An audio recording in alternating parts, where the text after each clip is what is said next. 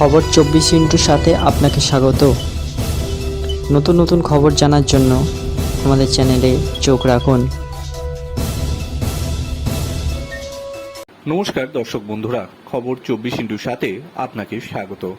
না, আর কোনো রাগঢাক করছেন না তিনি। রাজ্য নেতৃত্ব সম্পর্কে তার ক্ষোভ একেবারে প্রকাশ্যে চলে আসছে। মেদিনীপুর আসন থেকে সরিয়ে বর্ধমান দুর্গাপুরের টিকিট দেওয়া হয়েছিল বিজেপির প্রাক্তন রাজ্য সভাপতি দিলীপ ঘোষকে। দুটোই ছিল বিজেপির জেতা আসন। 24-এর নির্বাচনে মেদিনীপুর আর বর্ধমান দুর্গাপুর দুই আসনই হারিয়েছে বিজেপি। আর এরপরই হারের দায় সরাসরি তার দিকে ঢেলে দিচ্ছেন দিলীপ ঘোষ, যারা এই সিদ্ধান্ত নিয়েছে। দিলীপ ঘোষ রাজ্য সভাপতি থাকাকালীন 2019-এর লোকসভা নির্বাচনে 18টি আসন পেয়েছিল বিজেপি। নির্বাচনী আবহে সে কথা বারবার মনে করিয়ে দিয়েছেন তিনি। আর এখন কোথায় দাঁড়িয়ে আছে সেই সংগঠন? কেন 18 থেকে সংখ্যাটা কমে 12 হলো? এই প্রশ্নের উত্তরে দিলীপ স্পষ্ট বলেছেন, সংগঠন দুর্বল হয়ে গিয়েছে। বুথে বুথে এজেন্ট করার জন্য লোক খুঁজতে হয়েছে। একবার বিধায়ক, দুবার সাংসদ হওয়া দিলীপ ঘোষ আসন বদলের জন্যই হেরে গিয়েছেন, এমনটা বলছে রাজনীতির কারবারিরা।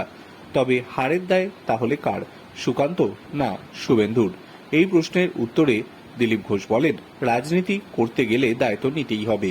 জিতলে মালা পরব, আর হারলে যত ঘোষ দিলীপ ঘোষ। 2-3বার আমার ঘাড়ে চাপানো হলো, এবার কোনো ঘোষকে পাওয়া যায় কিনা দেখি। তার কথায়, দায় না নিলে পাবলিকও ছাড়বে না, কর্মীরাও ছাড়বে না। দায় ছেড়ে পালিয়ে যাওয়া যায় না। দিলীপের দাবি, বছরের পর বছর জেলা বা মণ্ডল স্তরে কোনো বৈঠক হয়নি, নির্বাচন চালানোর মতো টিম তৈরি হয়নি।